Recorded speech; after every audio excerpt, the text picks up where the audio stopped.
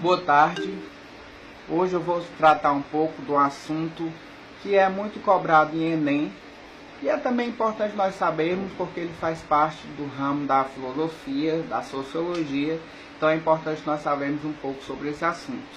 O positivismo e Auguste Comte. O positivismo ele é uma filosofia, uma ideologia, um sistema de ideias muito importante na história da humanidade, na história do Ocidente, mais precisamente, da Europa, né? As ideias positivistas elas chegaram ao Brasil no final do século XIX e elas foram muito fortes no meio dos militares que proclamaram a República Brasileira. Não é à toa que na nossa bandeira existe um lema positivista, que é ordem e progresso.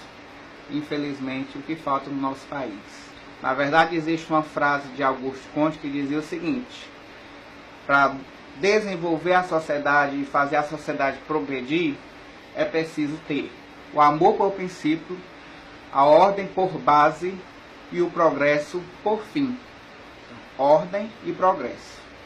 O positivismo, na verdade, ele é uma ideologia conservadora, né? Por isso é que hoje em dia o positivismo é um tanto criticado no meio acadêmico, porque ele se coloca como uma ideologia conservadora. Se deseja alcançar o progresso social, mas mantendo a ordem estabelecida. O positivismo não é uma ideologia revolucionária nesse sentido, então. Ele não se propõe a destruir a ordem social que existe para criar uma nova ordem social. Ele se propõe a organizar a ordem social, né?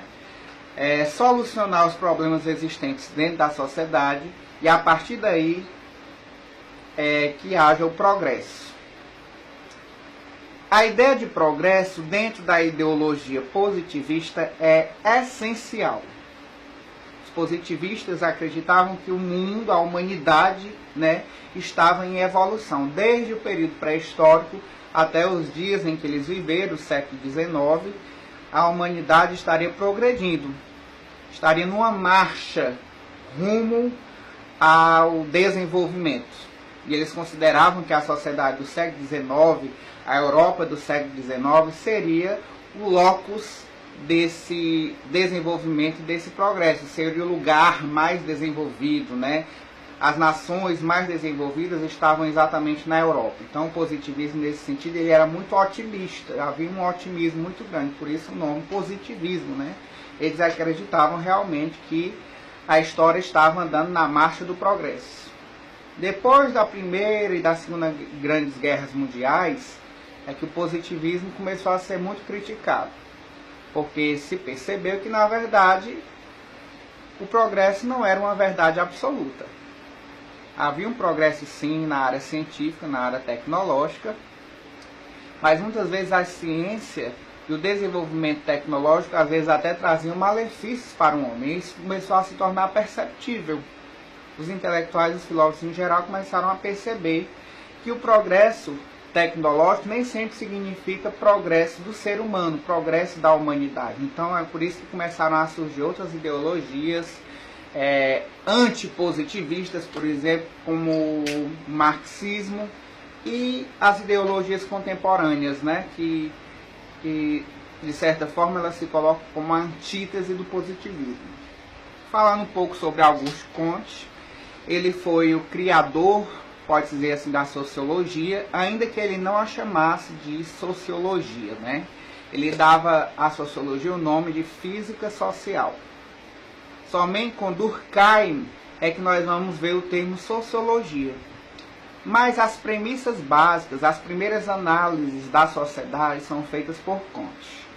E ainda que ele não tenha sugerido esse nome sociologia para a ciência, isso só foi colocado por Durkheim um pouco mais tarde, nós podemos dizer que Comte é o pai da sociologia. Se bem que essa coisa de pai de um pensamento é muito complexo, porque ideias não surgem de uma hora para outra.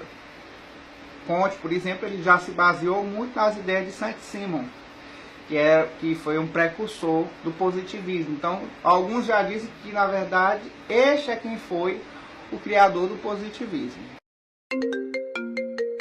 positivismo ele trabalha com a ideia de teleologia, que está associada, na verdade, à ideia de progresso. Teleologia, temos muito cuidado para não confundir com teologia. Teologia é o estudo sobre Deus, sobre o sobrenatural, né? A teleologia é uma ideia de que tudo já está destinado a seguir um determinado rumo e, de certa forma, é um pensamento fatalista.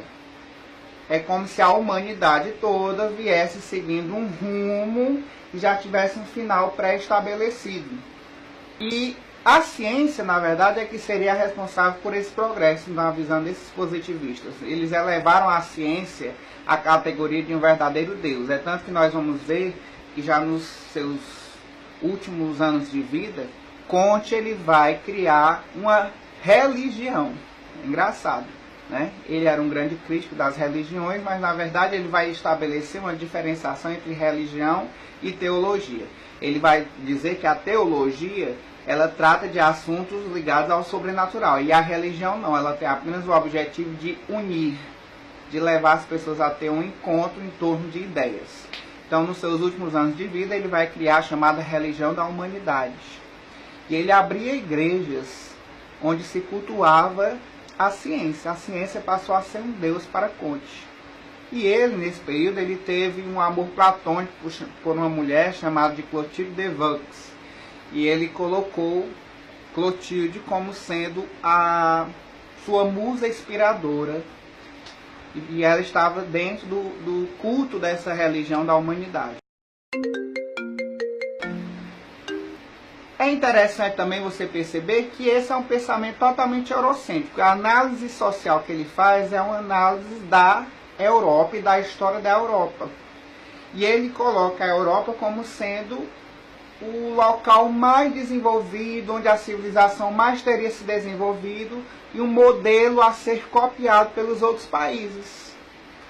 Daí é que vai surgir depois as ideias do período do neocolonialismo, que a gente chama de o fardo do homem branco. O homem branco, né, o homem europeu, tinha que levar a civilização a outros povos menos desenvolvidos, menos evoluídos. Então, houve todo um investimento nesse sentido, de que os europeus eles levassem as ideias, a civilização europeia para a África, para a América, né, para a Ásia, para regiões que, segundo eles, teriam uma cultura mais atrasada. Então, na verdade, a gente vê que o positivismo era um pensamento extremamente eurocêntrico. Ele colocava a Europa como centro.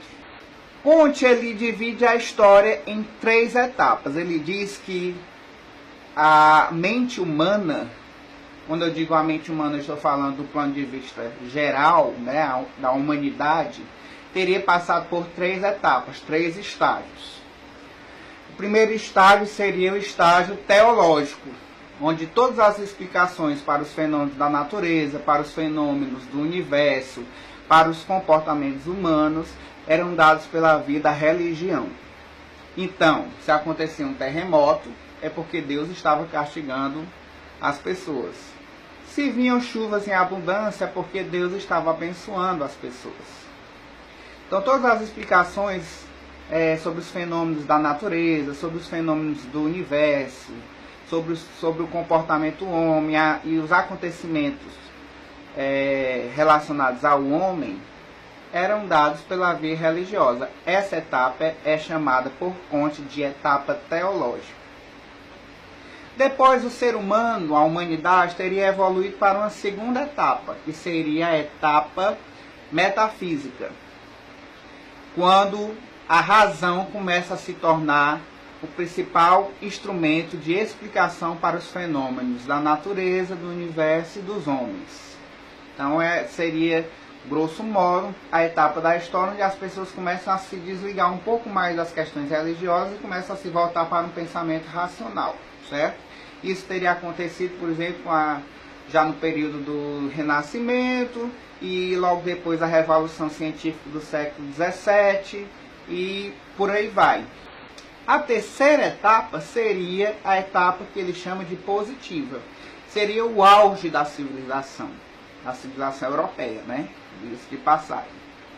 A etapa positiva se caracteriza exatamente pelo auge da ciência. Para Comte, a ciência era superior à filosofia, porque a filosofia se dava muito a devaneios, a pensamentos metafísicos, que não tinham aplicabilidade real, não eram colocados em prática. E a ciência, nesse sentido, ela seria mais pragmática, no sentido de que se pode colocar todas aquelas ideias e a tecnologia a serviço do homem, né? Então seria uma razão aplicada à técnica. É muito interessante você perceber como a ideologia positivista ela vai se interligar muito bem ao capitalismo industrial do século XIX. Comte ele acreditava que a sociedade é como se fosse um corpo, e para que ela pudesse funcionar bem, esse corpo deveria estar totalmente harmonizado, né? Então ele assemelhava, por exemplo, a sociedade ao nosso corpo. Nós temos cabeça, tronco, membros. Para que o nosso corpo funcione bem, todos os membros têm que estar bem, como parte desse corpo. Para ele, na sociedade, acontecia a mesma coisa. Para que a sociedade pudesse funcionar bem, era necessário que todos os seus membros, todas as suas partes, todas as suas classes estivessem harmonizadas, vivendo em harmonia. Somente assim o corpo social poderia funcionar dentro dessa ordem que eles desejavam, que levaria ao progresso. Você observa que é uma ideologia bem conservadora mesmo. Ela não tem por objetivo revolucionar a história. Então, os políticos que lidavam muito com metafísica, com teoria, não eram bem-vindos dentro da ideologia positivista, certo? Eles também tinham uma ideia de estabelecer uma ditadura republicana tecnocrática.